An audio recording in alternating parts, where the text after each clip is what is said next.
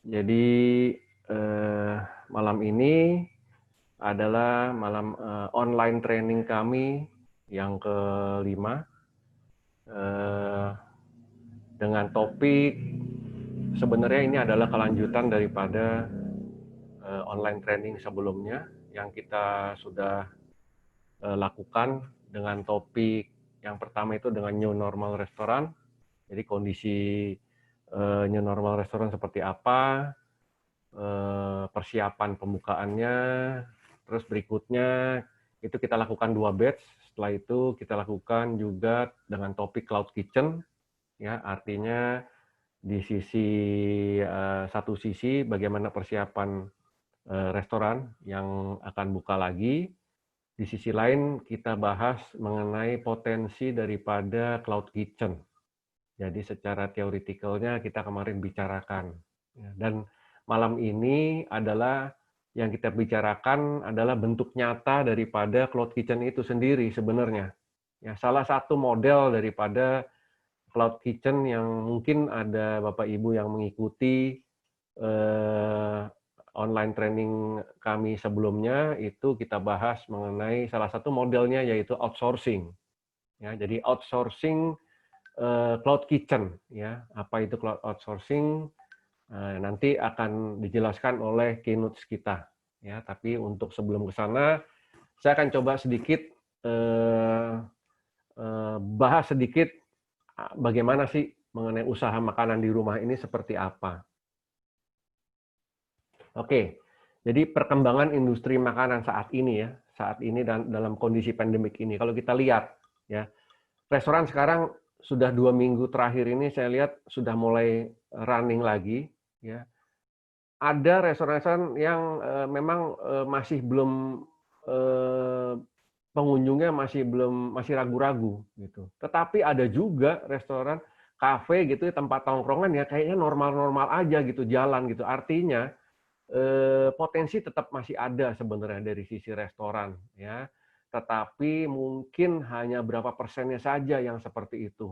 Ya, artinya orang Indonesia ini masih senang ngumpulnya itu masih ada gitu, masih ada. Tetapi tentu dengan kondisi pandemik ini lebih banyak orang-orang yang tidak melakukan itu, ya.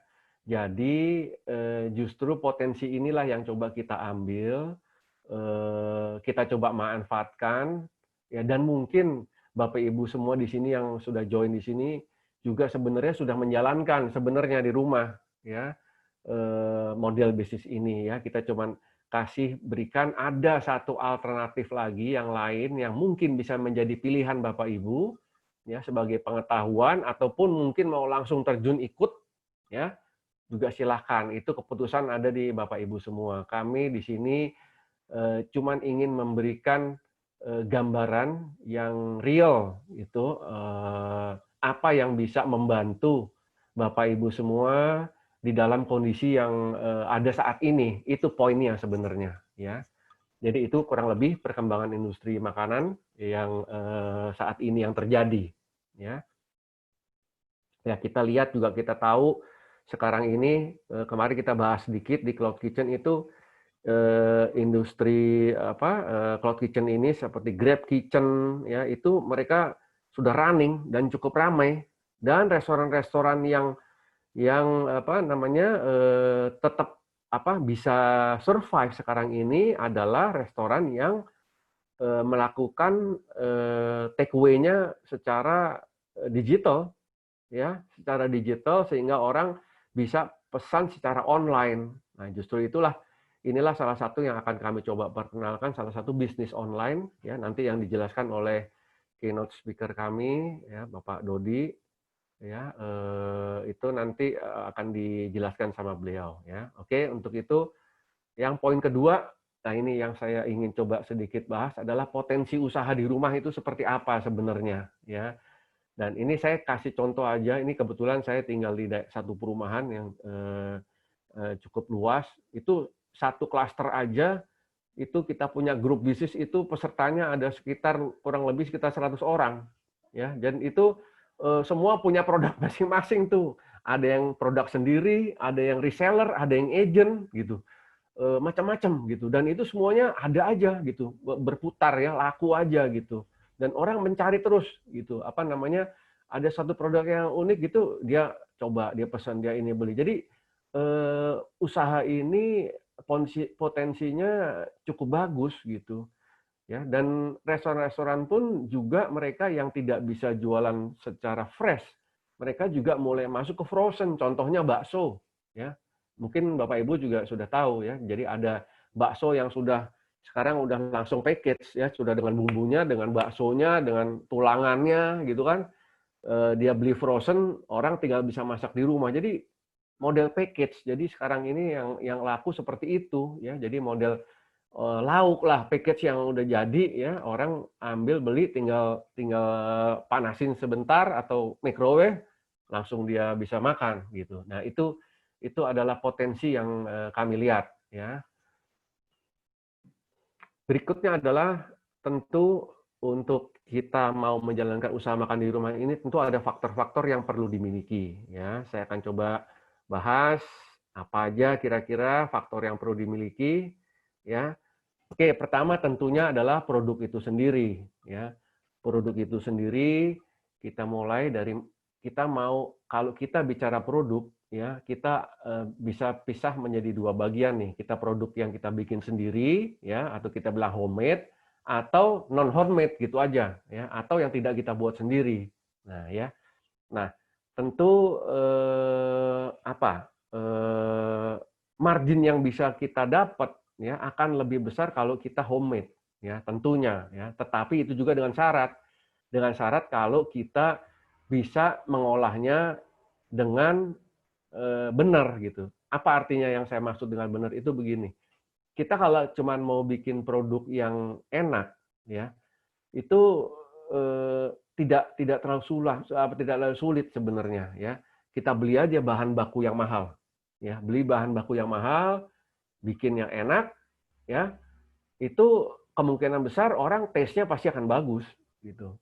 Tetapi tantangannya bukan di situ gitu. Kalau kita mau bikin homemade itu harus yang value. Bagaimana? Karena bagaimana kita bisa bersaing dengan produk-produk luar yang sudah punya brand misalnya. Ya, kita harus bisa menekan harganya dengan sedemikian rupa dengan bahan yang seminimal mungkin, yang kualitasnya bukannya jelek tetapi tetap bisa menghasilkan produk yang berkualitas baik. Nah, itu tantangannya gitu. Di situ tantangannya. Nah, disinilah faktor inilah yang perlu dicari tahu gitu. Nah, sebagai contoh sampel aja saya cerita sedikit mengenai produk yang kami buat sendiri di rumah ya, itu produk Sempol Burger ya.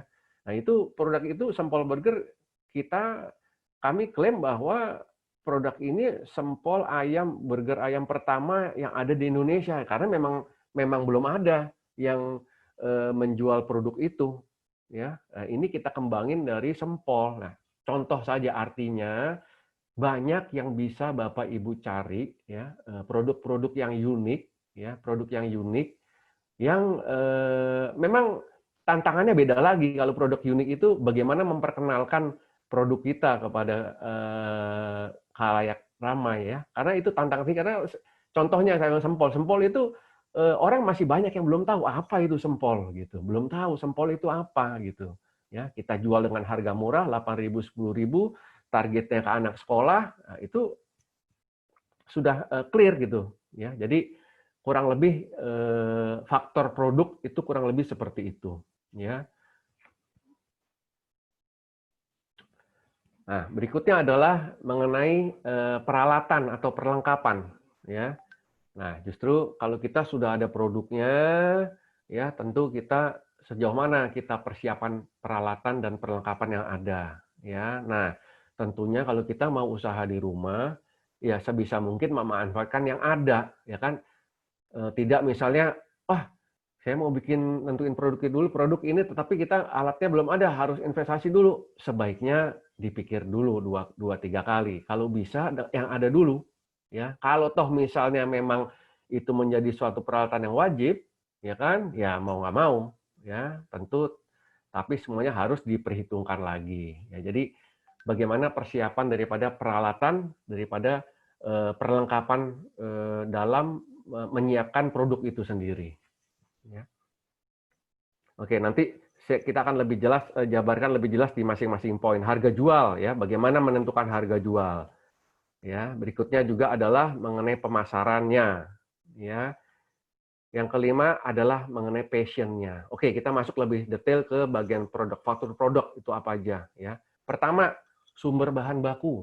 Ya, nah kita tahu ya sama ini kalau di bidang restoran itu kita tergantung kita sumber bahan bakunya nih. Kita dapat dari langsung pusatnya atau di orang kedua atau orang ketiga itu harganya jauh beda. Ya, kita harus bisa dapat di sumbernya, ya, supaya kita bisa mendapatkan harga terbaik.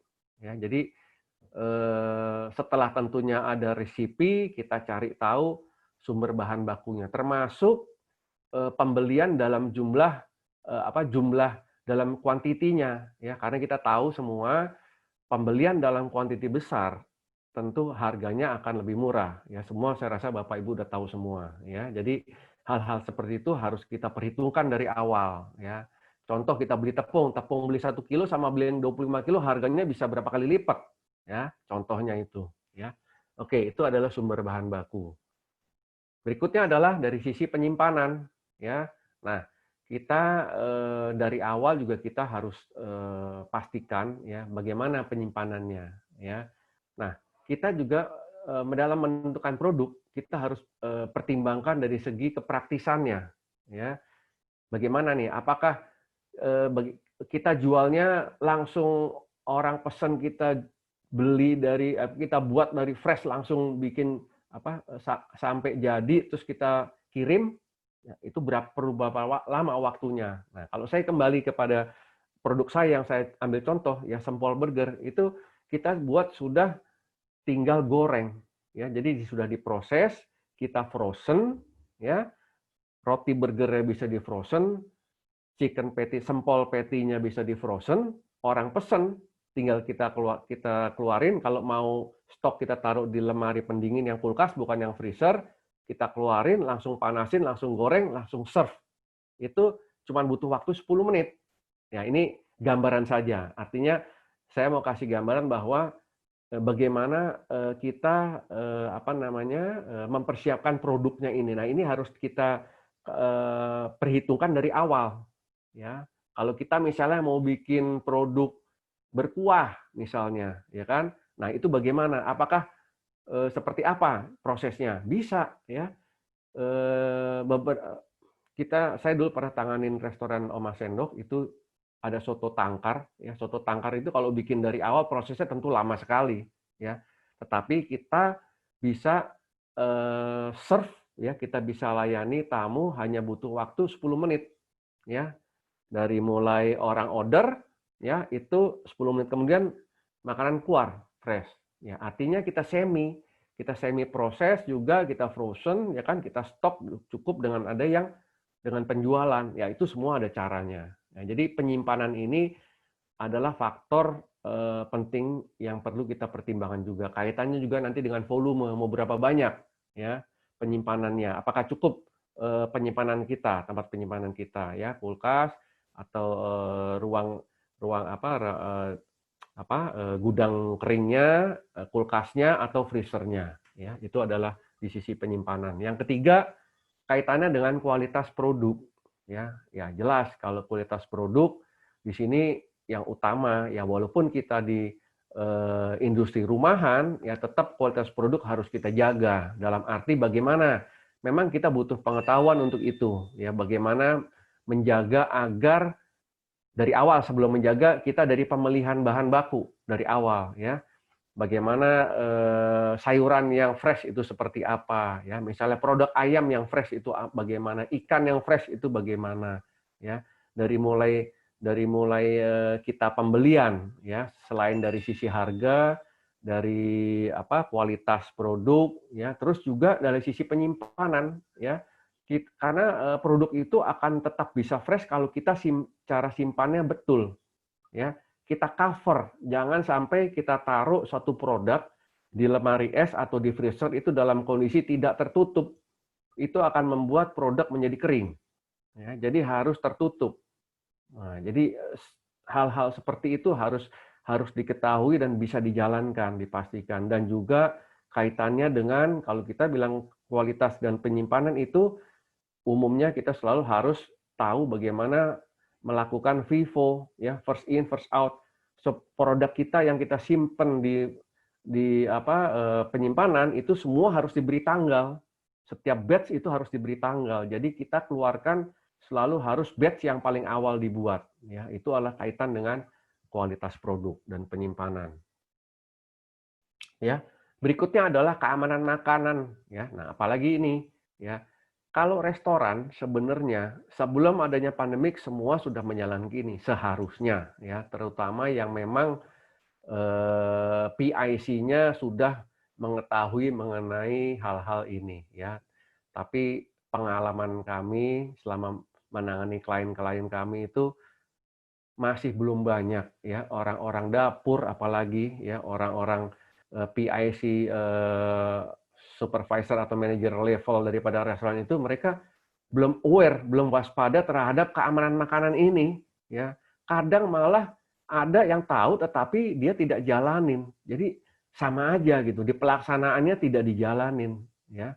Jadi keamanan makanan ini sangat penting, ya. Jadi kenapa? Karena kita harus tahu dan umumnya, ya, ada pelatihannya khusus. Jadi untuk menangani makanan itu seperti apa, ya.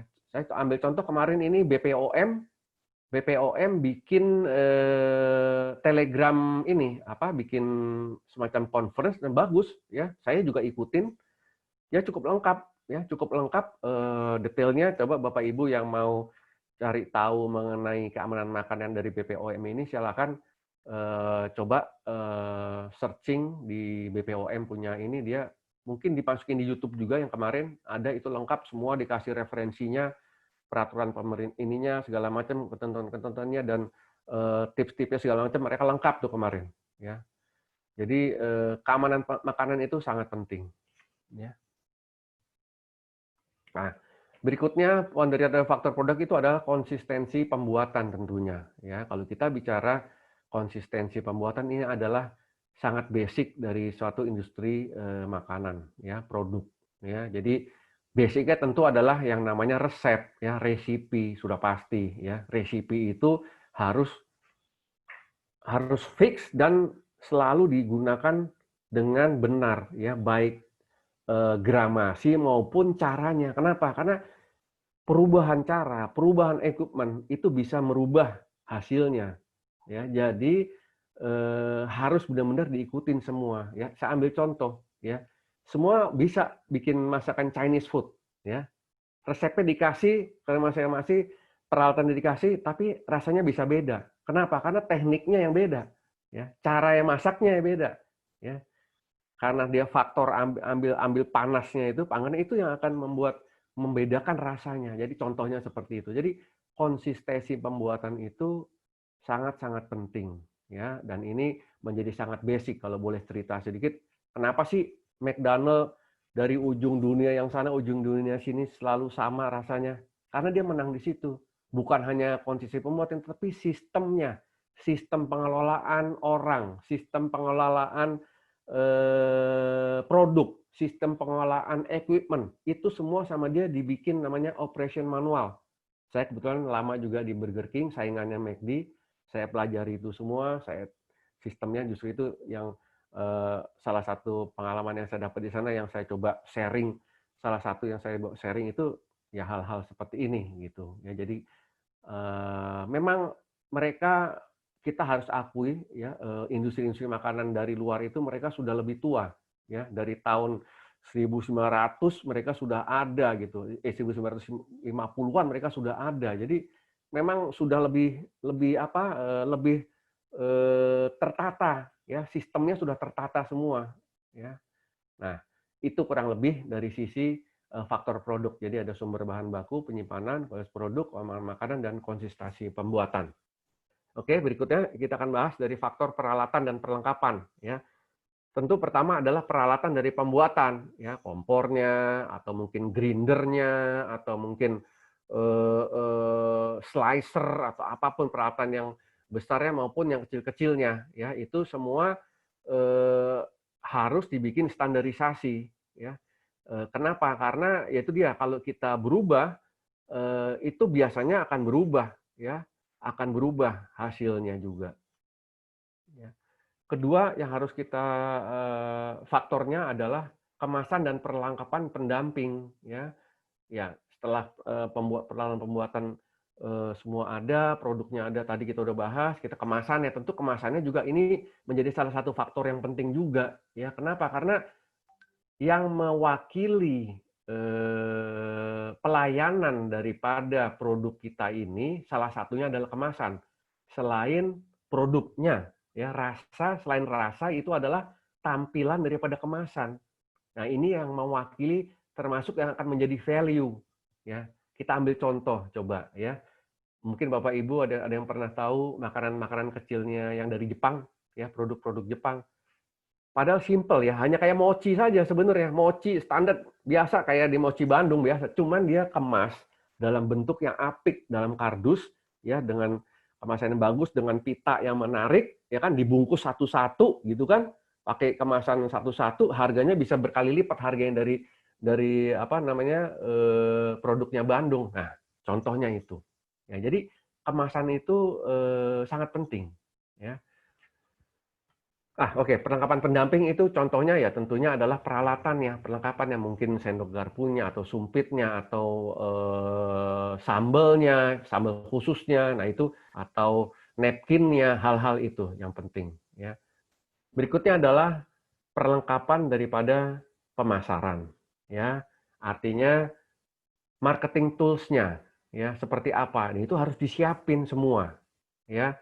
Produknya, foto produknya menarik, ya, dibikin video, ya. Kita tahu sekarang pemasaran sudah banyak sekali medianya, ya. Kita bisa lewat Facebook, kita bisa lewat WA, kita bisa lewat Instagram, ya.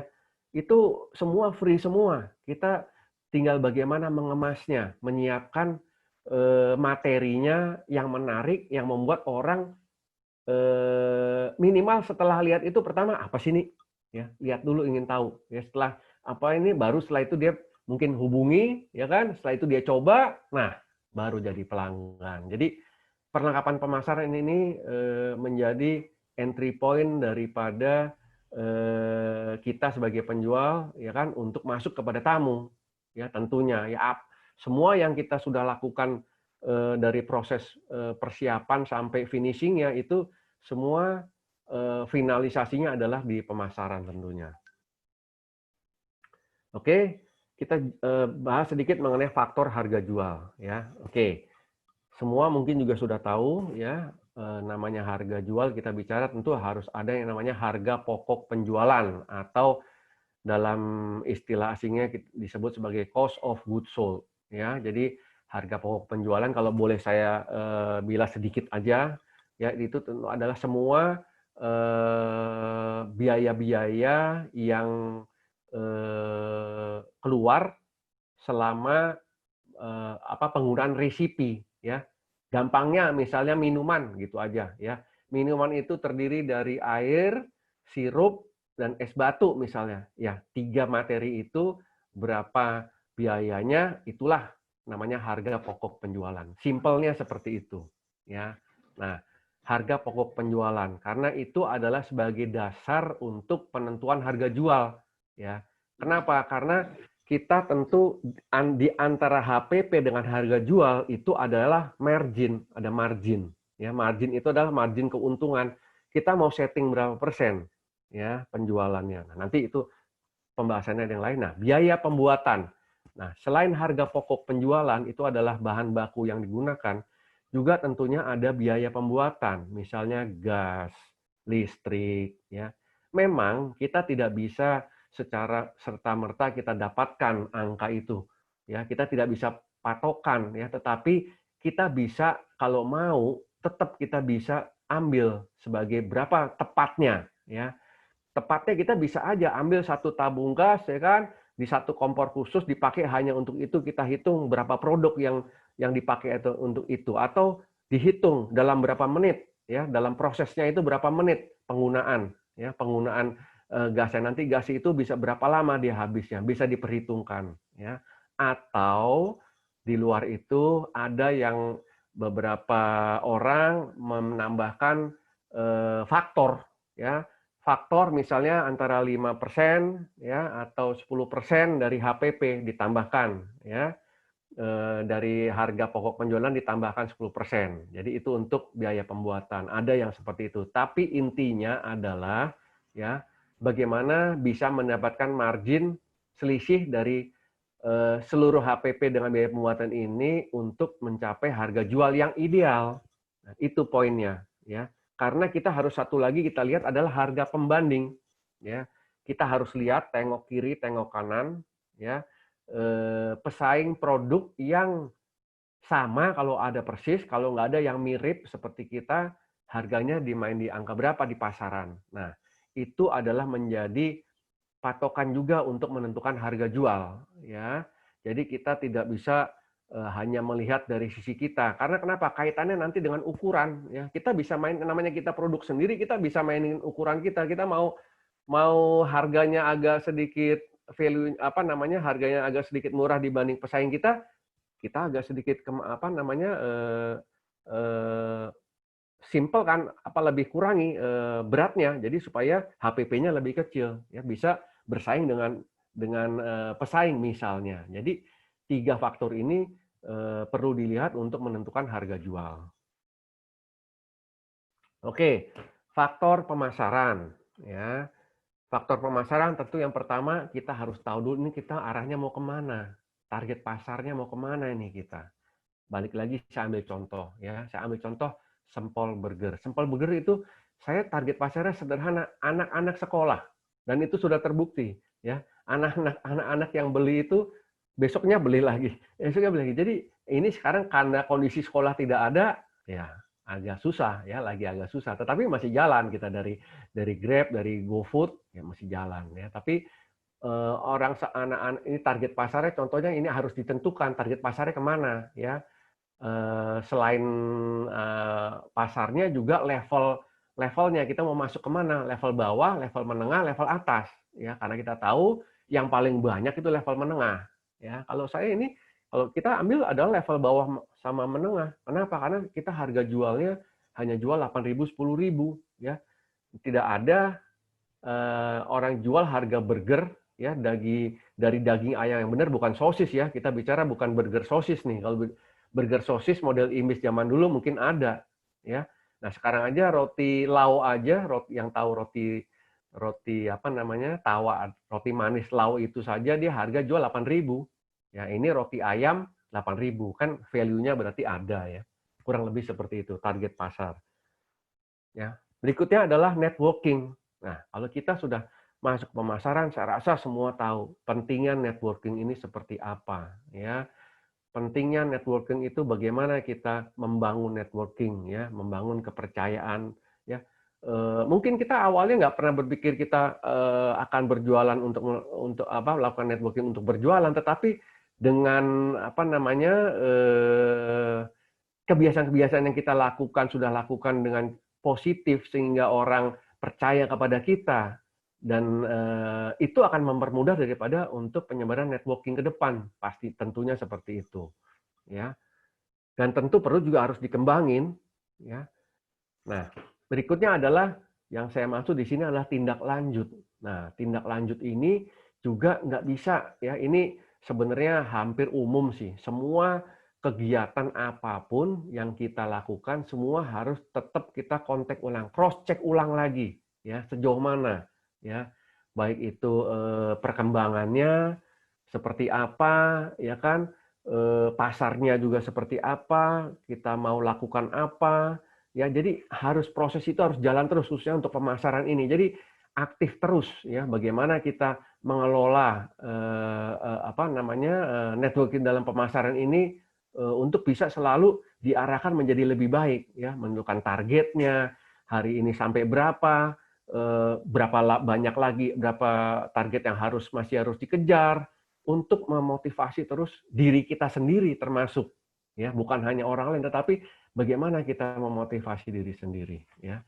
Nah, itu adalah dari faktor pemasaran. Nah, yang terakhir saya akan coba sedikit bahas mengenai faktor passion. Ya, passion itu apa ya, Mas? Indonesianya gairah mungkin ya, gairah semangat gitu ya, antusias gitu ya, keinginan atau apa ya.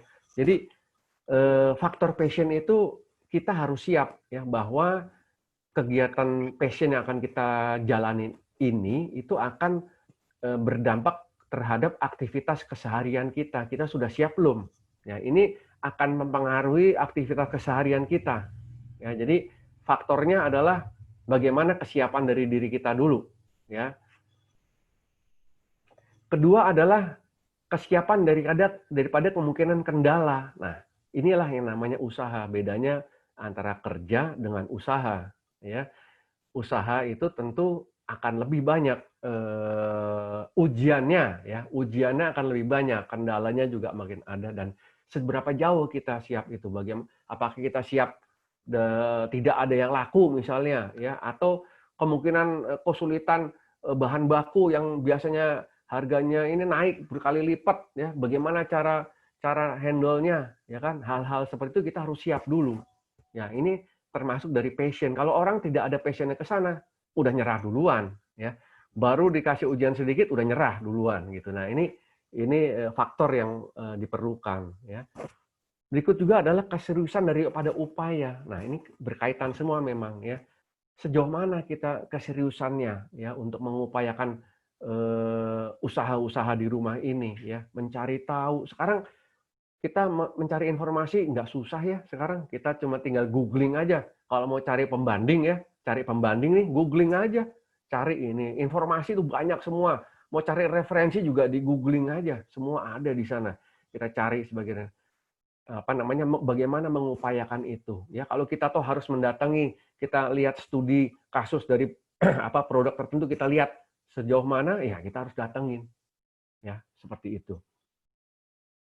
Berikutnya juga adalah tindak lanjut, ya, sama kayak yang tadi, ya, tindak lanjut. Jadi kita harus siap selalu punya apa ya, jadinya sudah menjadi karakter, ya. Tindak lanjut itu jadi bukan kita hanya oh ya, oke, ini ya caranya begini. Nah, itu tidak cukup dengan hanya kita kasih tahu caranya, tetapi kita harus pastikan lagi gimana, apakah caranya itu yang dikasih tahu itu dia sudah tahu atau belum. Nah, jadi passion ini harus ada. Ya, karena kalau yang tidak terbiasa, dia merasa bahwa saya udah kasih tahu kok. Udah cukup menurut dia. Menurut dia sudah cukup. Tapi buat orang yang menerima, kalau dia tanda tanya, dia tidak tahu bagaimana. Nah, ini harus dari unsur dari kitanya, ya. Oke, yang terakhir adalah unsur dari internal. Nah, kalau kita sebut maksudnya internal ini sebenarnya ada lebih kepada spiritnya, ya, lebih kepada spiritnya, spirit dari internal, dari dalam jiwanya kita sejauh mana nih? Karena ini semua yang akan membungkus daripada keempat faktor di atas, gitu. Jadi kalau memang kita niatnya positif ke depan baik, itu umumnya akan bisa bertahan, passion-nya akan tetap ada di situ terus, ya. Tetapi kalau dari memang yang lainnya itu hanya dimunculkan, ya, dan unsur tidak dari dalam munculnya, gitu, saya rasa umumnya tidak bertahan, ya. Itu adalah yang kami sebut sebagai passion, ya. Jadi itu kurang lebih dari kami sedikit menjelaskan mengenai poin-poin yang berkaitan dengan faktor teknis lah ya, faktor secara persiapan di rumahnya, ya. Nah, untuk itu, wah, host tolong Pak Dodi di unmute dulu. Oke. Oke, Pak Dodi di unmute dulu.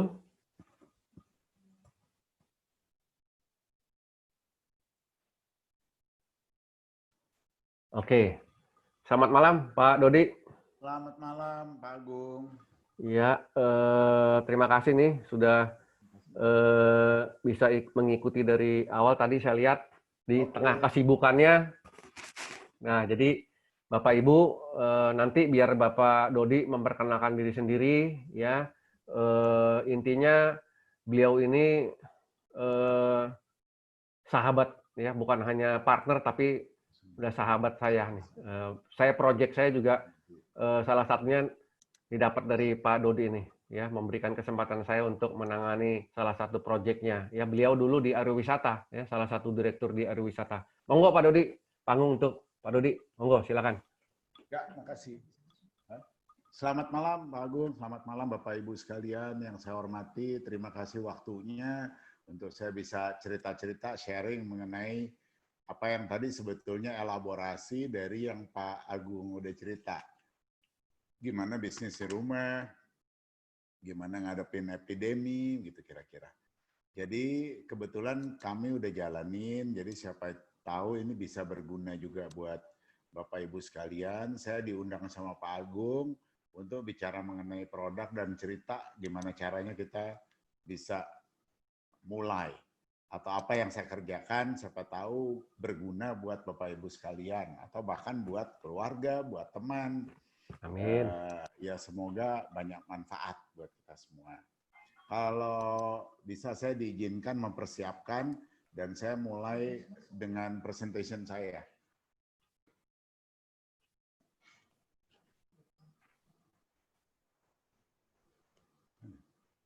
Langsung PowerPoint.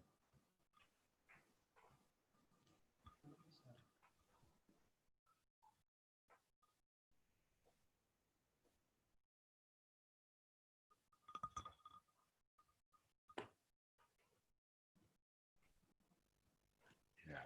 Pak Agung, mohon izin, apakah sudah terlihat Sudah di share screen? Presentasinya? Sudah di share? Share screen ya? Ya. Mestinya udah, coba nih ya.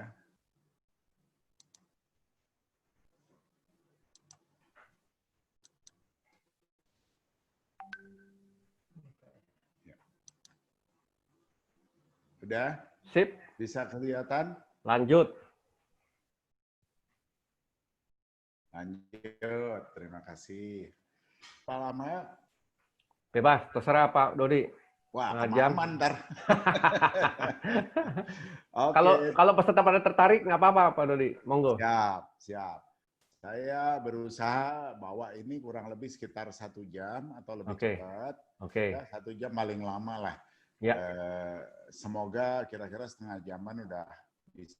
Siap. Tapi kalau nanti ada pertanyaan, session lagi, ada betul. yang ini, ya saya ikut waktunya Pak Agung gitu. Oke, saya mulai. Siap. Lanjut. Kebetulan kalau saya bisa sampaikan di sini, Bapak di mute dulu. Di sebelah kiri kita tuh adanya namanya Popso. Ya, mereknya Popso. Jadi ini saya ada satu cerita mengenai potensial collaboration. Kenapa kok collaboration? Ya karena nggak zamannya lagi kita cerita hubungan kerja itu nggak setara gitu ya, apalagi dengan pihak-pihak. Tapi ini semua ada kaitannya dengan yang Pak Agung cerita. Kalau Pak Agung tadi cerita di presentation boleh dibilang dari A sampai Z, kurang lebih apa yang harus dilakuin, nyiapin bahan baku, nyiapin packaging, ngitung COGS. Nah kalau apa yang kami sampaikan sebetulnya dibikin semuanya lebih ringkas, jadi lebih jualan. Bahkan nggak perlu mikirin kirim-mengirim, packing memaking nggak perlu ngirimin, mikirin. Kita semua udah lakukan dari packagingnya, kirim-mengirim, bahkan sampai bikin produknya. Jadi bisa lebih fokus ke bisnisnya. Nah, saya mulai ya. Lanjutnya.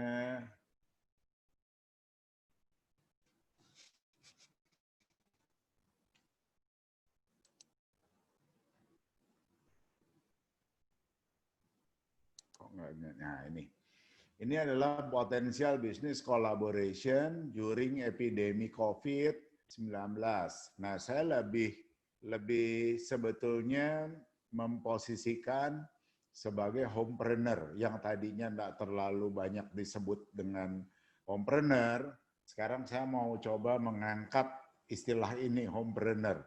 Jadi usaha yang dilakukan dari rumah sehingga lebih efisien, lebih aman, lebih praktis, kira-kira ya, tanpa memikirkan lebih banyak gitu ya.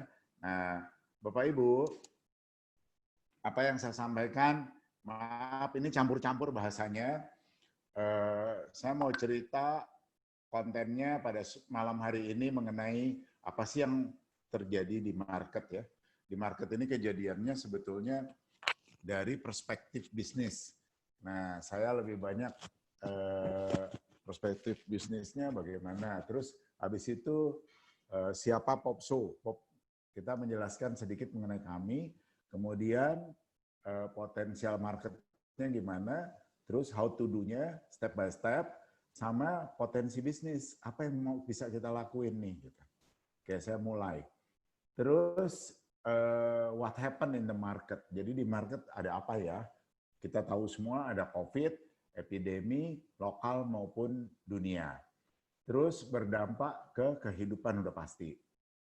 Nah, dampak sosial, kemudian global megasif ya, ada perubahan maksudnya di dunia ini termasuk di Indonesia.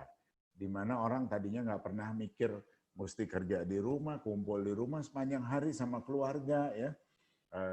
Akhirnya kita harus melakukannya. Anak-anak yang tadinya nggak pernah pikir kalau mau berangkat sekolah aja kita kejar-kejar, ayo sekolah berangkat gitu ya.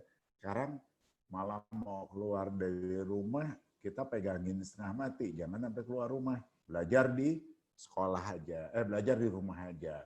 Terus perilaku konsumen juga berubah, peta bisnis berubah, industri pariwisata apalagi termasuk restoran, ini banyak sekali terkena dampak.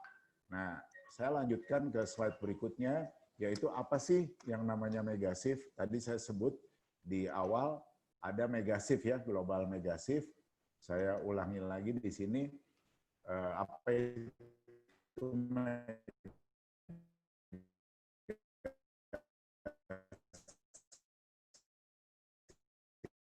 yaitu ada perubahan pola dari si consumer, yaitu dari satu dan yang lain.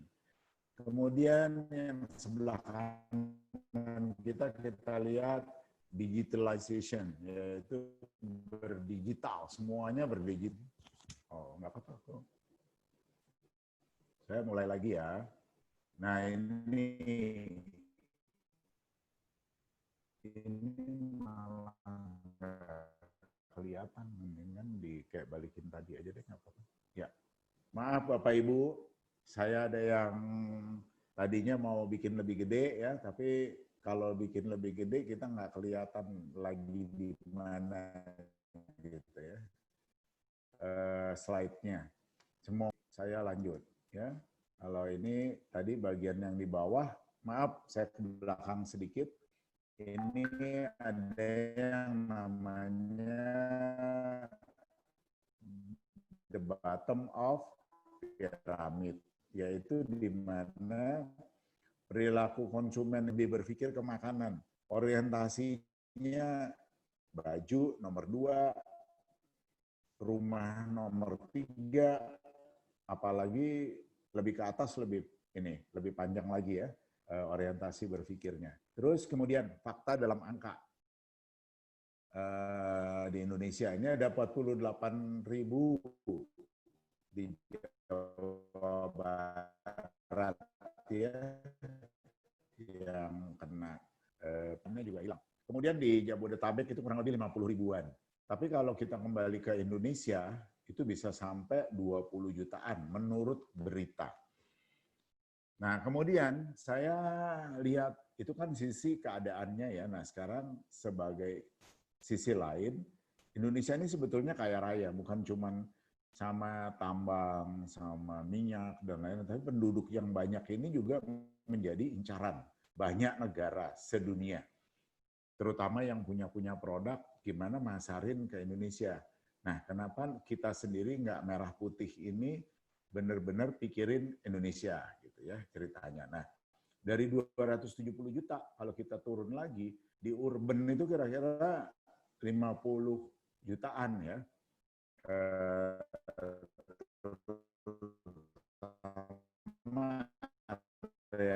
Jakarta Raya, Jabodetabek itu malah sekitar Jabodetabek itu atau Jabodetabek tinggalnya banyak nggak di kota Jabodetabek, sehingga dia harus melakukan perjalanan. Jadi dia butuh waktu pagi-pagi banget, pulang malam-malam banget.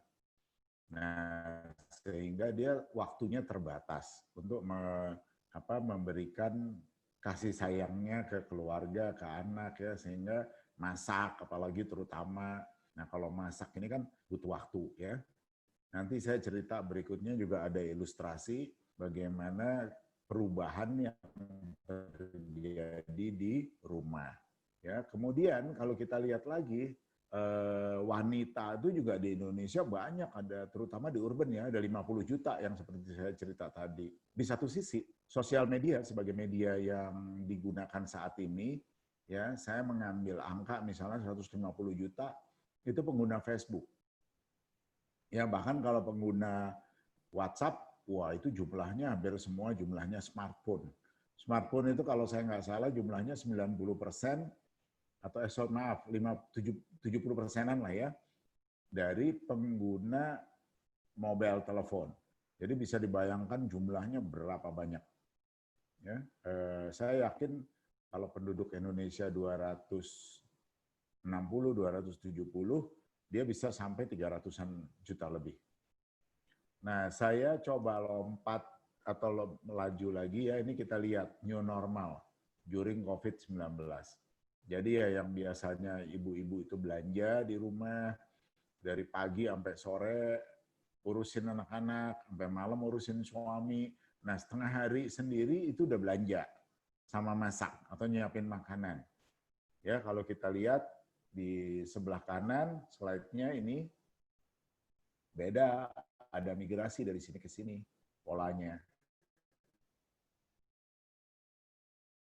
Jadi ibu-ibu ini lebih urusin family ya, di bawah juga gitu malam hari. Jadi nggak bisa, kalau bisa masak ini sebagian ya udahlah dibikin lebih simpel. Makanan itu besar sekali ya, terutama untuk makanan yang simpel. Sebetulnya nih tadi Pak Agung juga udah nyampein gitu ya. Nah, potensi bisnis besar produknya ada. Kami udah siapkan produk ya, yaitu produk Popso tadi. Marketnya ada dan membutuhkan, yaitu jumlah ibu rumah tangga dengan jumlah orang juga luar biasa besar. Nah, kita tinggal butuh jembatan nih sebetulnya. Jembatan untuk membangun jalan supaya antara yang punya produk sama yang membutuhkan itu bisa terjadi transaksinya. Dan pada saat ini jembatan sendiri juga sebetulnya membutuhkan. Jadi bukan hanya butuh jembatan, tapi jembatan juga membutuhkan. Nah, Bapak Ibu, berikut adalah saya jelaskan mengenai siapa Popso. Nah, kalau kita lihat di kanan, kami itu bernama PT-nya adalah PT Nusa Pangan Sukses Makmur. Ya, berdiri tahun 2013, fokus pada sertifikasi halal, ISO, HACCP, dan BPOM. Terus menjual produk melalui sales channel ya dengan B2B ataupun B2C. Kita bukan catering ya, tapi kita food solution. Nah, baik itu untuk individu, untuk rumah, maupun untuk komersial. Kemudian kita juga bergabung antara produk makanan dengan teknologi ya. Nah, terakhir adalah kita menjaga makanan Indonesia ini supaya tetap awet, dipertahankan. Nah, ini adalah kurang lebih gambaran mengenai produk kami. Ini adalah lauk pauk, ini adalah makanan kecil, dan ini adalah es puter. Jadi semuanya Indonesia, mulai dari makan kecil sampai ke dessert. Ya, nah, lebih jelas lagi produk kami kurang lebih seperti ini. Ini ada frozen food-nya semua maupun fresh food. Produk kami udah disertifikasi halal, kemudian ada ISO 22000, kemudian ada HACCP, dan ada BPOM. Kemudian produknya itu ada light meals. Di makanan ringan ini kami punya 3 jenis produk yang memang udah menjadi kebiasaan orang Indonesia lah ya, yaitu bakso, somai, pempek. Kemudian combo meal itu nasi dan lauk. Kami ada nasi putih, nasi kuning, nasi goreng, lontong ya. Dan bahkan lauk pauknya kita ada berbasis sapi, ayam, kambing, dan seterusnya. Bahkan ada ikan sebetulnya ya. Tapi saya kurang masuk dalam tulisan ini. Kemudian semua produk itu ditujukan untuk family, individu maupun komersial. Ya. Berikutnya adalah ini pembagian ya target marketnya. Kalau personal itu biasanya ke Kombumil ya, itu biasanya ke perjalanan darat, laut, udara, atau hotel. Kalau family lebih ke dia lauk pauk yang kita jual. Kalau ke institusi lebih ke lauk pauk ya. Nah, siapa sih institusi itu? Ada site catering, ada acara ulang tahun, ada voucher makan pegawai, dan seterusnya. Nah, Bapak Ibu, tadi kami sudah sampaikan ini adalah brand kami ya, Popso. Terus sebagai target market secara sosial ekonomi status atau biasa disebut SES, ya, ini adalah market kami menengah ke atas. Menengah sekali juga enggak sebetulnya, rada ke bawah karena ada B-nya, bisa B+, A maupun A+. Jadi ini yang menjadi target supaya lebih mudah potensi menjualnya sukses. Kalau ke ini jangan karena jualnya susah. Ini adalah rural atau apa namanya ya, kalau urban itu kan perkotaan. Ini perkotaan. Kalau ini lebih ke pedesaan. Nah, buat Bapak Ibu sekalian, saya mau cerita-cerita nih daripada jalan-jalan lagi ada epidemi begini, saya share lah kurang lebih secara gambaran di pabrik kami gimana. Nah, ini adalah tim kami, ini lagi kerja packing, yang ini lagi kerja masak-masak, ini adalah mesin-mesin untuk making. Ya, kalau masak-masak kami sengaja masih pakai sistem cara ini supaya mendapatkan rasa yang lebih original. Nah, brand kami adalah ini ada Popso, seperti tadi sudah saya sampaikan. Ini adalah logo perusahaan, ya, di mana ada sapinya, ada kambingnya, ada ayam, ikan, bebek, ya. Ini adalah fokus pada protein. Nah, tadi saya sampaikan sebetulnya kami itu mempunyai cita-cita solusi untuk rumah, di mana si ibu-ibu itu hanya fokus ke makanan sayuran bikinnya, sementara makanan daging-daging dari sini ambil aja defrozen, dipanasin. Nah, manasinnya bisa lewat kukusan, bisa lewat microwave, dan seterusnya. Jadi potensinya besar sekali. Kemudian ini ada Nagih. Nagih adalah brand untuk menengah ke bawah. Ini baru tahun depan mungkin kita akan jalan. Sementara distributionnya meliputi, brand-brand distribution meliputi ada ini Grab and Go, terus ada Wiranusa. Sementara untuk communication level, itu ada Teras Popso, ada Dapur Popso, dan tentunya ada Popso Indonesia. Nah, untuk klien-klien, siapa aja sih yang udah jadi klien kami secara B2B, ini saya bisa sampaikan ya. Ada kalau di online nih contohnya Tokopedia. Di online itu boleh dibilang hampir semua toko online kita ada. Ya, kemudian ini ada kereta api yaitu PT Reska, kemudian ada lagi Freeport, kemudian ada lagi di sini Hotel Pop, ada Air Asia, ada Moxi Hotel, ini Marriott ya, ada IKEA, kemudian ada lagi Kulina. Nah, selain market untuk rumah tangga, nanti kalau saya akan sedikit menjelaskan dropshipper. Dropshipper itu juga bisa menjual untuk acara. Ya. Nah, bentuknya seperti ini contoh ada BNI, ada Link Aja ya. Nah, itu minimum ordernya 200 pack. Terus menu, label dan lain-lain bisa di set nanti ya, customize. Terus pembayaran bisa diatur, ya tentunya ada batasannya, jangan lama-lama. Kalau batasannya pembayaran belum ada, saya nggak bisa buatin nanti.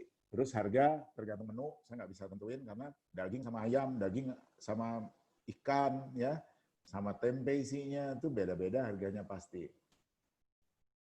Jadi itu kurang lebih, jadi bisa customize. Bahkan kalau untuk acara di rumah pun atau pengajian, Ini bisa ditulisin nanti, customize. Asal ada minimumnya kena ya. Kalau nilai minimumnya nggak dapet, ya nggak. Nah, Bapak Ibu, ini adalah sebetulnya diagram dropship yang saya mau perkenalkan. Yaitu di mana kita nggak usah mikirin, kita sebagai dropship, nggak usah mikirin ngirim. Jadi daftar kewirausahaan, nanti linknya ada di Pak Agung, lihat linknya ada namanya Pak Agung, daftar, jadilah dropshipper, dan itu nanti bisa dapat linknya, terus daftarkan langsung, nggak lama nanti dijawab, akan dapat yang namanya welcome package. Ya. Nah ini adalah Pak, begini dropship diagram, si dropshipnya pesan-pesan, kirim ke Nusa Pangan nanti yang akan kirim produknya ke konsumen. Ya, jadi tenang-tenang, nggak usah ngirimin produk, nggak usah ngirimin packaging. Ya nanti kan packagingnya juga udah kami siapin, ya kurang lebih bentuknya kayak gini. Ya, jadi udah rapi ya, di pack. Nah kalau saya balik lagi sedikit ke produk ya, produknya tuh macam-macam. Mulai dari produk yang untuk individual, untuk family ya. Ini kurang lebih ada kayak gini nih. Ya, ini yang untuk family. Ini ayam goreng kalasan. Nah ini yang seri ayam ada beberapa macam ya. Terus ini yang kecil-kecil. Ya, 100 gram untuk sendiri. Jadi di rumah buat ibu-ibu yang kebingungan cari menu rame-rame, ya macam-macam bisa dirasakan bersama, itu bisa pakai ini. Ini kami ada banyak menu. Sehingga tinggal stok ini di rumah, terus anggota keluarga bisa menikmati bersama-sama dengan macam varian yang banyak ya.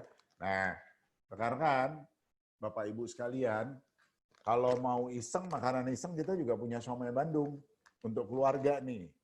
Segede gini, ini udah tenang-tenang, udah dimasak, dikukus gitu ya, bisa. Nah, tapi buat yang hobinya ngebakso, ya ini ada bakso lagi juga ya. Baksonya ini udah ada sari kuah, udah ada sambelnya, udah ada bawangnya. Jadi udah tinggal cemplung-cemplung, kasih air, potong-potong seledri, daun bawang, udah enak. Ya, itulah ceritanya produk kami. Nah, kemudian ini saya sampaikan benefit menjadi dropshipper tanpa modal. Karena nggak ada uang pendaftaran, nggak ada beli stok. Ya, benar-benar kami berharap Bapak Ibu sekalian bisa memulainya segera, karena memang nggak perlu ngumpulin uang, nggak perlu bikin cari-cari modal ya. Yang penting punya teman aja, kita udah bisa kemulai. Dan daftar tadi sama Pak Agung. Kemudian tanpa membeli produk terlebih dahulu. Ini nggak usah nyetok maksudnya ya. Jadi bisa langsung action. Ada market, tawarin, ada tetangga, ada keluarga gitu ya. Kita tinggal tawarin. Kemudian tidak khawatir produk rusak dalam perjalanan. Karena kami betul-betul pikirin, kami packing benar supaya nyampe ke customer itu dengan baik. Tapi minta tolong buat customer yang menerima, sesegera mungkin masukin ke freezer. Jadi jangan lama-lama di luar. Kemudian dapat mengatur harga produk sendiri, sehingga pricing strategi itu bisa digunakan. Loh ini gimana maksudnya?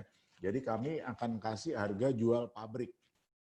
Ya nanti Bapak Ibu setelah mendaftar dapat price list.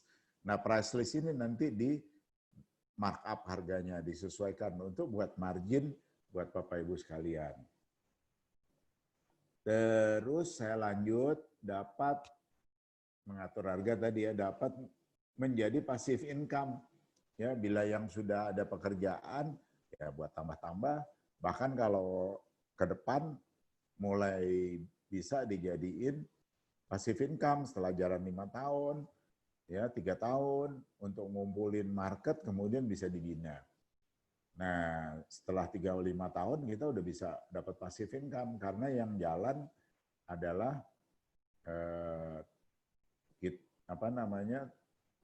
nasabah-nasabah kita ya atau para customer kita.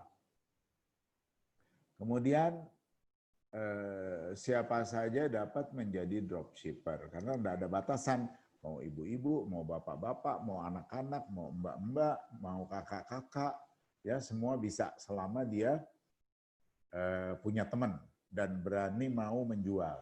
Kemudian mendapatkan, kita tuh udah dapat juga ya Bapak Ibu, yang namanya dropshipper kita itu dapat fatwa MUI halal. Jadi beda sama dropshippernya online. Kita dropshipper kita tuh boleh dibilang halal ya, karena memang cara kerjanya beda sama yang di online. Terus produk bisa sebagai recurring transaction. Karena produknya makanan, recurring itu maksudnya bisa berulang. Jadi kalau hari ini beli, besok habis suka, lusa beli lagi, lusanya beli lagi, jadi sebulan bisa jadi berkali-kali. Kemudian produk bisa sebagai gift gitu, dikasih ke orang, kiriman. Nah, yang terakhir dapat diwariskan. Jadi kalau memang bisnis dropshippernya jalan, bisa diwariskan pada suatu saat kalau kita bosan melakukan. Ya. Berikutnya, mengapa dropship? Ya masyarakatnya juga butuh ya Bapak Ibu sekalian. Karena sekarang kan malas keluar rumah, takut keluar rumah gitu ya. Kemudian, nah ini saya jelaskan mengenai dropship Piranusa. Dropship itu sendiri artinya bukan dipisah ya drop dan ship, tapi menjadi kesatuan. Ini adalah sistem kerja dropship, tapi polanya sebetulnya orang seperti reseller gitu kalau saya boleh jelaskan. Ya, nah produk pengirimannya itu baru melalui pembuat. Terus penjual dapat melakukan penjualan dari lokasi manapun. Jadi kalau Bapak Ibu lagi traveling, misalnya traveling ke Bandung, lagi traveling di Bandung, nginep di Bandung, seminggu misalnya, masih bisa tetap jualan, karena pakainya kan sosial media. Dan yang nggak perlu takut ngirim, kita sendiri nanti yang ngirim. Kemudian pekerjaannya bisa dilakukan di rumah ya, maupun di kantor. Karena memang tadi judulnya adalah homepreneur, jadi di rumah udah pasti lebih bisa. Kemudian dapat dipupuk menjadi bisnis pasif ya untuk beberapa tahun ke depan. Nah, Bapak Ibu, ini sekali lagi gambaran juga ya, tadi saya udah nyampein juga diagram dropship. Jadi kurang lebih kalau ini sebagai dropship, terus di sini brand Popso, ini transaksi terjadilah antara customer dengan dropship. Terus dropship transaksi sama Popso, dan Popso nanti akan kirim barangnya ke customer. Nah, Bapak Ibu, ini adalah bedanya online dropship sama direct dropship. Di mana kalau online dropship banyak yang meragukan mungkin ya. Tapi kalau direct dropship dengan usaha pangan, insya Allah halal. Ya. Nah ini mengapa direct dropship bisa mulai bisnis sesegera mungkin. Tadi saya ulangi lagi, tanpa modal, siapa aja bisa, produk yang dijual bisa mendapatkan recurring income dan seterusnya. Saya ulangi 2 kali nih. Slide-nya double ya. Kemudian ini area kerja. Area kerja ini saat ini kami kan baru mulai 1 bulan. Jadi kita baru Jabodetabek. Tapi kalau nanti kita ikutin bulan, ini yang ada di sini, ini sampai tahun depan kita terus menambah kota. Ya. Ini saya cerita, ini gambarnya adalah foto dari MUI fatwanya ya, MUI halal yang kami terima. Nah, Bapak Ibu, untuk nanti jalan sebagai dropship juga nanti ada bimbingan. Nah, ini apalagi ada Pak Agung, enak banget tuh. Pak Agung ngerti makanan, Pak Agung ngerti bisnis. Nah, nanti kita juga bantu juga support. Ya, ini ada beberapa training modul yang bisa nanti disampaikan, cukup banyak. Nah, ini yang menjadi nanti seolah-olah kita bantu juga dari produknya ya atau dari knowledge-nya. Tinggal Bapak Ibu sekalian menggunakan potensi network yang ada. Nah, sekali lagi ini kalau ada yang mau bertanya silahkan. Saya nggak lama saya cerita Mudah-mudahan ini berguna buat Bapak Ibu sekalian. Terima kasih. Wassalamualaikum warahmatullahi wabarakatuh. Pak Agung, terima kasih. Saya tunggu kalau ada yang tanya jawab. Harus tunggu Pak Dodi. Siap. Ya, yang mau menanyakan mungkin bisa di chatting ya. Jadi nanti siapa yang masuk di chatting duluan itu yang akan ditanyakan. Monggo ya, tadi kalau sudah dilihat secara keseluruhan ya itu sudah cukup jelas ya. Cakep banget nih. Intinya kalau saya bandingkan dengan apa yang saya jelaskan tadi ya. Saya tadi kita bicara masih dengan skop kecil dan masih butuh investasi. Itu kalau tadi Pak Dodi sudah jelaskan ya bahwa tidak perlu ada investasi, jangankan perlu nyiapin bahan peralatan segala macam, pengirimannya pun juga di cover. Nah, justru itu tadi yang dijelaskan sebenarnya lebih sistem dropship-nya ini sebenarnya. Dan tadi juga sudah dijelaskan sama Pak Dodi, memang ada dropship yang lagi ada dicoba diulik-ulik gitu ya kasarnya gitu. Tetapi yang Wiranusa lakukan ini tadi pasti dijelaskan sama Pak Dodi adalah direct dropshipper. Jadi direct dropshipper ini yang membedakan dengan dropshipper online yang lain. Ya, kenapa? Karena faktanya semua barang ada, jelas, ya kan? Tidak ada yang bukan barang titipan orang, ya kan? Barang kalau dropshipper mau order itu sudah fix pasti ada barangnya, ya. Tidak seperti online. Kalau online itu dia bisa menjualkan barang orang lain yang dia tidak tahu barangnya barang siapa. Ya, secara sederhananya seperti itu. Jadi bisnis ini menurut saya inilah yang salah satu yang kami bahas di Cloud Kitchen ini, model outsourcing ya ini sebenarnya salah satu model daripada Cloud Kitchen yang dijalankan sama Pak Dodi ini. Jadi dia sebenarnya boleh dibilang ini model outsourcing yang brand own. Jadi produk sendiri, pengantaran sendiri juga. Jadi tinggal bagaimana yang tadi Pak Dodi bilang, men-network-nya ini, si dropshipper-nya ini, ya sebagai kaki tangannya daripada Wiranusa ini, bagaimana dia menggrab customer, ya, meyakinkan customer mengenai produknya dan caranya yang memang tanpa perlu investasi sama sekali. Sekarang mana ada sih, di mana sih yang ada usaha tanpa investasi? Kalau boleh di mana yang ada yang dan yang bukan odong-odong gitu, yang odong-odong gitu banyak ya, bilang nggak ada investasi segala macam, taunya bodong gitu kan. Nah ini jelas semua. Saya sendiri sudah pernah datang ke pabriknya Pak Dodi di kawasan Cengkareng ya, besar sekali dan peralatannya modern ya. Kenapa saya bilang modern? Memang kenyataannya begitu. Kalau nggak tidak mungkin ya dapat HACCP ya. Anda tahu kalau yang sudah bermain di bidang makanan, HACCP ya, Hazard Analysis Control Critical Control Point itu adalah food safety yang tertinggi ya, itu digunakan oleh NASA ya, Badan Interaksi Antariksa Nasional di Amerika. Itu standarnya pakai HACCP dan Wiranusa ini sudah dapat. Nah, dari sisi produk ya. Tadi halal juga ada dua ya Pak Dodi ya. Betul, halalnya ya, halal produk dan halal sistem. Jangan salah. Saya terus terang juga baru dengar nih ada halal sistem. Itu baru buat saya. Saya belajar juga nih berarti. Bukan hanya halal produk tapi halal sistem. Sistemnya yang halal. Gitu ya Pak Dodi ya? Betul Pak Agung. Nah, itu adalah kelebihan-kelebihan yang ada. Ya, ini ada chat pertanyaan yang sudah ditanyakan. Saya Ahmad Bayu Aryawan, saya bacakan ya Pak Dodi ya. Siap Pak Agung. Saya Ahmad Bayu Aryawan dari Fakultas Peternakan Universitas Halu Oleh Kendari. Izin bertanya, penentuan harga ditentukan dari faktor apa selain dari perbandingan harga pesaing usaha makanan sejenis?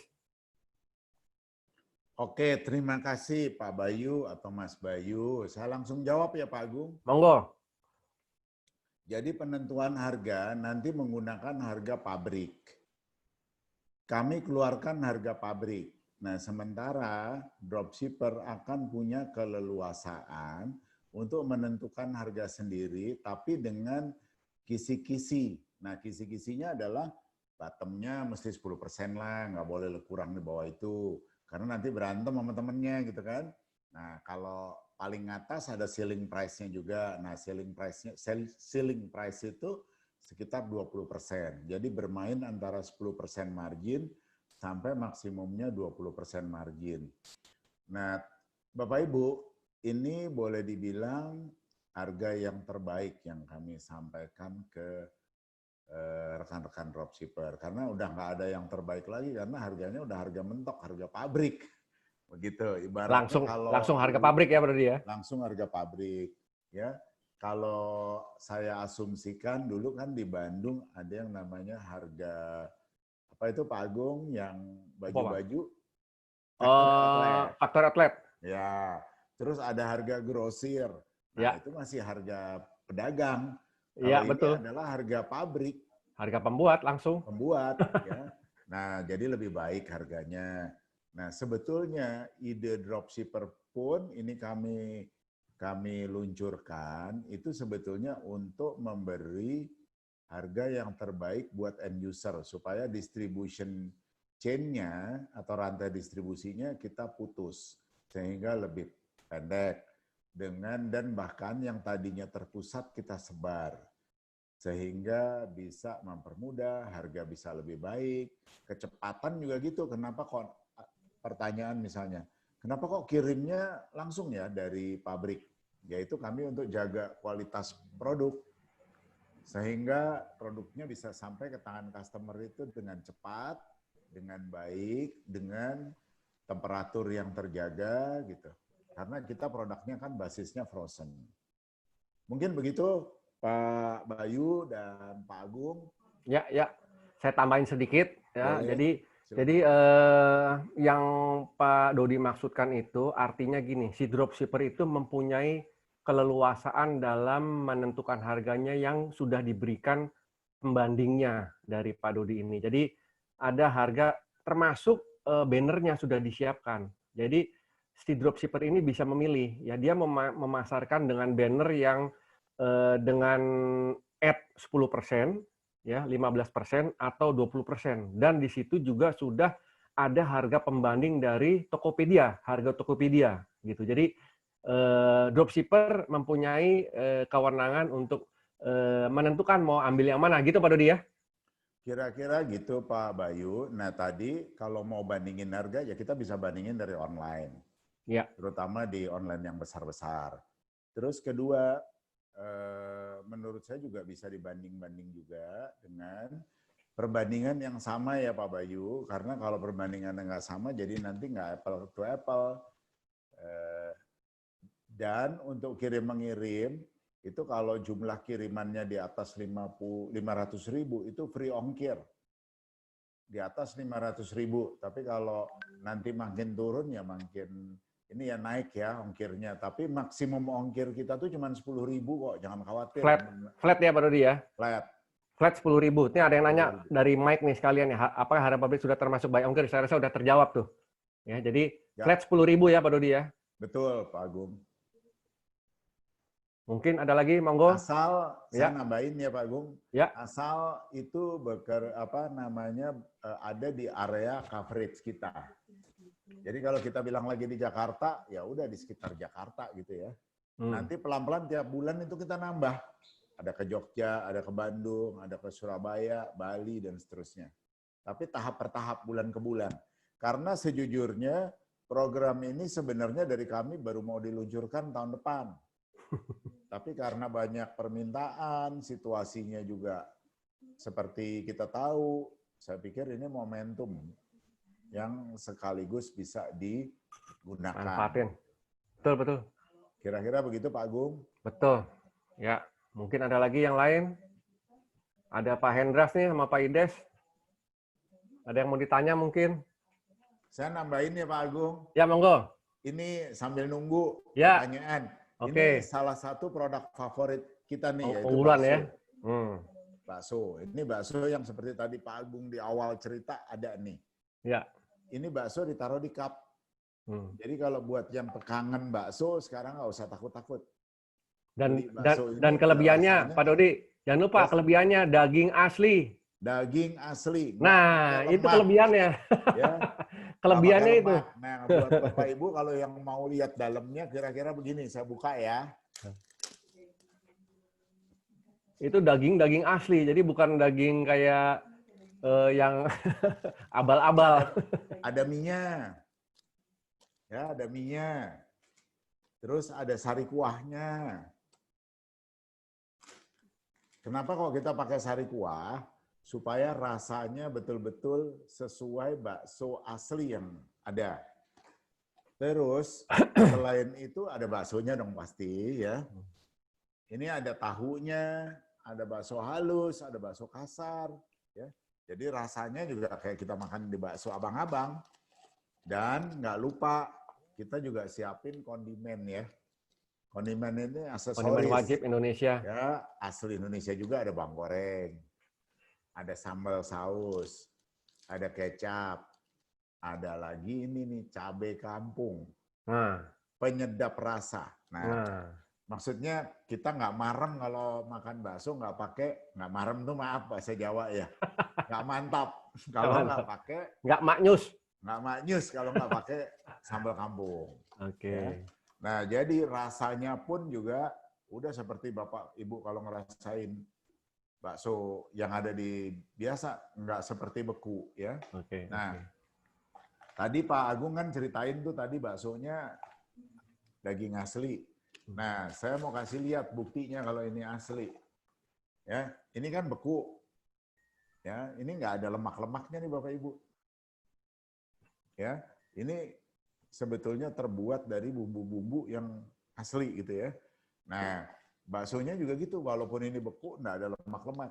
Kalau orang biasa bakso lemaknya dikumpulin, malahan minta tetelan, minta jeroan, gitu ya. Wah, yang sedap tuh. Nah, kita boleh dibilang di di trimming, dibuang. Nah, sehat jadi lah, daging sehat. Sehat, ya. Kalau buat yang orang alergi, biasanya alergi vetsin atau apa, biasanya gatal gitu ya.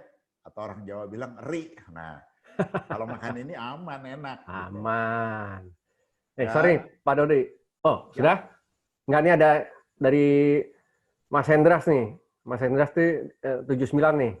Siap. Mas Dodi tahu ya? Biasa, pemain basket terkenal. Oh iya.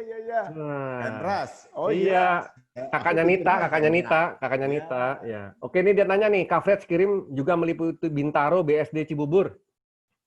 Siap, semua namanya kirimannya sampai Jabodetabek.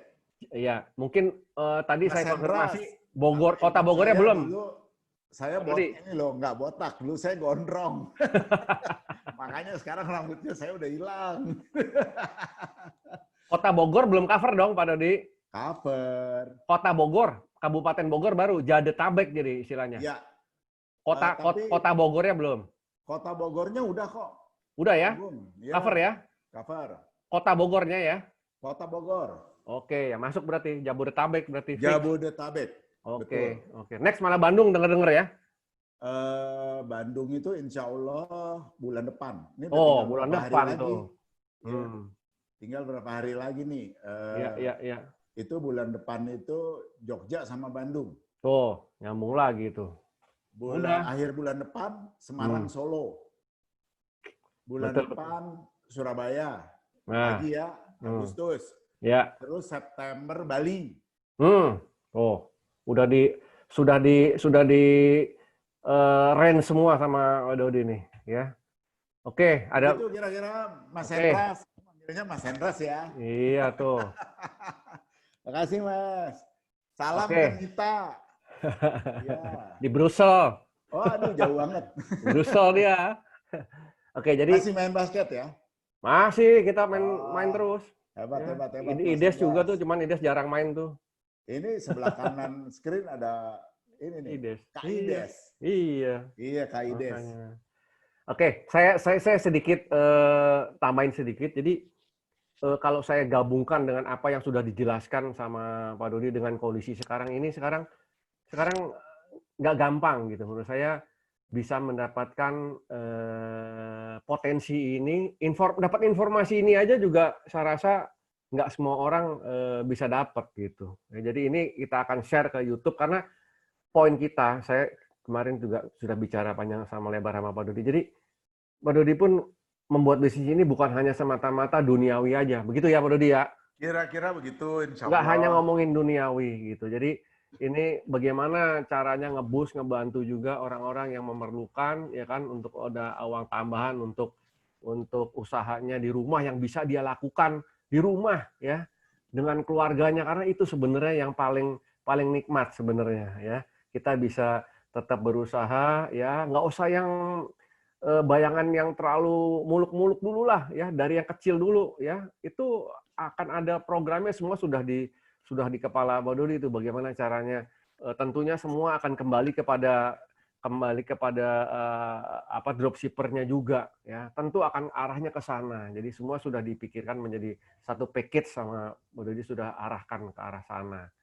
Jadi ini kurang lebih mungkin sekarang udah 9:30 nih. Pak Dodi, di luar apa yang sudah disampaikan, ada mungkin tambahan atau closing statement yang mau disampaikan? Mungkin begini, ini saya izin Pak Agung, mungkin ada sesi lain yang bisa cerita lagi Lebih detail. dan bisa menambah lah ya knowledge kita atau pengetahuan kita, siapa tahu bisa berguna buat Bapak Ibu sekalian. Dan mungkin justru berguna buat rekan-rekan atau keluarga yang kira-kira tertarik dengan pengembangan bisnis di rumah. Betul. Mungkin itu aja Pak Agung. Terima kasih waktunya. Mohon maaf kalau ada yang salah. Assalamualaikum warahmatullahi wabarakatuh. Waalaikumsalam warahmatullahi wabarakatuh. Terima kasih Pak Dodi.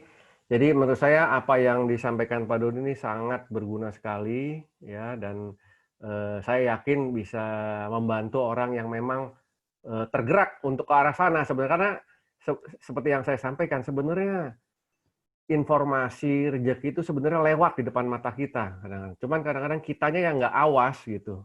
Apakah ini sebenarnya buat kita atau bukan nih gitu. Kadang-kadang kita lewat saja itu. Jadi kalau itu lewat ya sudah, kita memang bukan rezekinya gitu. Ada yang nanya lagi? Sorry. Oke. Saya rasa ini karena udah kita closing, nanti pertanyaan akan kita jawab. Kalau mudah-mudahan ini yang menanya ada di dalam grup ya.